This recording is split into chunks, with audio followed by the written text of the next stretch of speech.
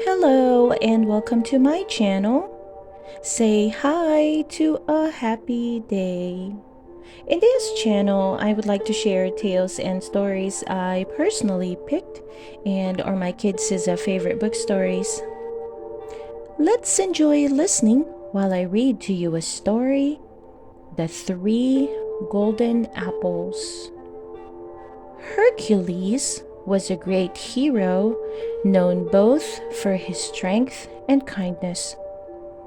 In return for the king of Greece's promise not to harm his stepfather, Hercules became the king's slave for 99 months. The king did not like Hercules and gave him 12 dangerous labors to do. For one of these labors, Hercules was told to bring back 3 golden apples from the garden of the Hesperides. It was a dangerous mission because any mortal who picked one of these apples would immediately die. Hercules traveled far to find the garden, and on his way, some nymphs told him that he should ask for help from Atlas, the giant who holds up the sky. The giant was as tall as a mountain. So vast was he that the clouds rested about his middle like a belt and hung like a beard from his chin and flitted before his huge eyes so that he could not see Hercules.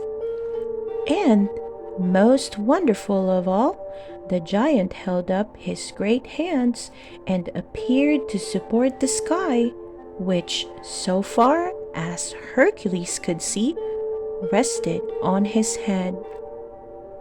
Just then, a breeze blew away the clouds from before the giant's face.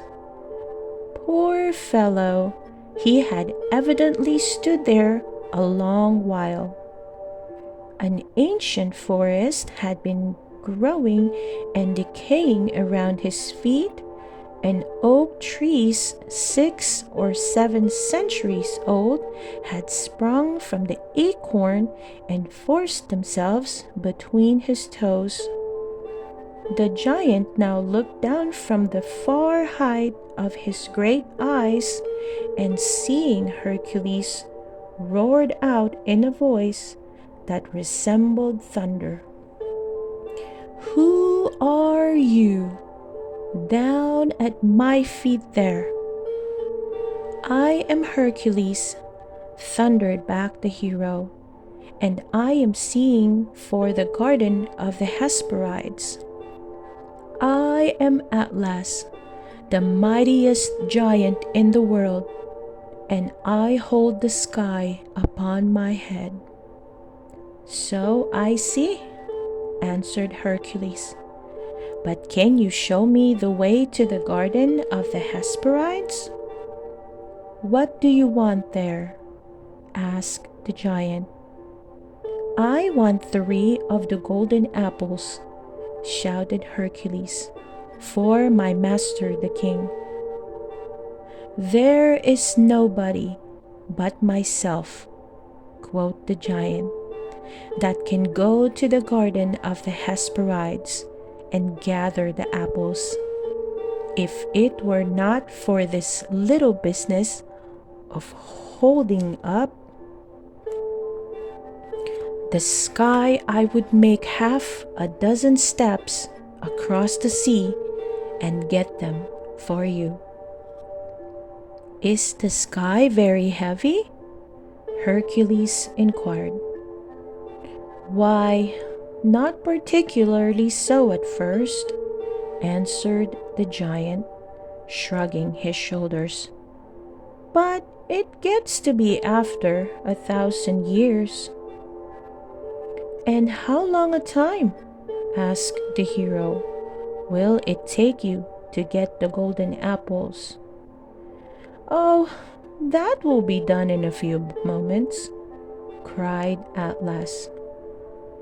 "I will take 10 or 15 miles at a stride and be at the garden and back again before your shoulders begin to ache." "Well then," answered Hercules, "I will climb the mountain behind you there and relieve you of your burden." Without more words, the sky was shifted from the shoulders of Atlas and placed upon those of Hercules. Then Atlas stepped into the sea. His first stride covered 10 miles. Hercules watched the giant as he went onward. It was a wonderful sight, but as the gigantic shape faded entirely out of view, Hercules realized that the weight of the sky was already a little irksome to his shoulders. "I really pity the poor giant," thought Hercules. "If it tires me so much in 10 minutes, how it must have tired him in 1,000 years." I know not how long it was before, to his unspeakable joy, he beheld the huge shape of the giant. At his approach, Atlas held up his hands, in which Hercules could see 3 magnificent golden apples as big as pumpkins, all hanging from one branch. "I am glad to see you again," shouted Hercules. "So you have got the golden apples?" "Certainly," answered Atlas, "and very fair apples they are. I took the finest that grew on the tree, I assure you." "You have had a pleasant ramble, and I heartily thank you for your trouble," said Hercules. "And now, as I have a long way to go, and I'm rather in haste, will you be kind enough to take the sky off my shoulders again?" "Why, as to that," said the giant, "I have no fancy for burdening myself in the sky just now." "What?" shouted Hercules. "Do you intend to make me bear this burden forever?" "We will see about that one of these days," answered the giant. "At all events, you ought not to complain if you have to bear it in the next 100 years, or perhaps the next 1,000. I bore it a good while longer, in spite of the backache." "Well, then after 1,000 years, if I happen to feel in the mood, we may possibly shift about again. You are certainly a very strong man, and can never have a better opportunity to prove it." Hercules, being as clever as he was strong, said to the giant, "Just take the sky upon your head one instant, will you?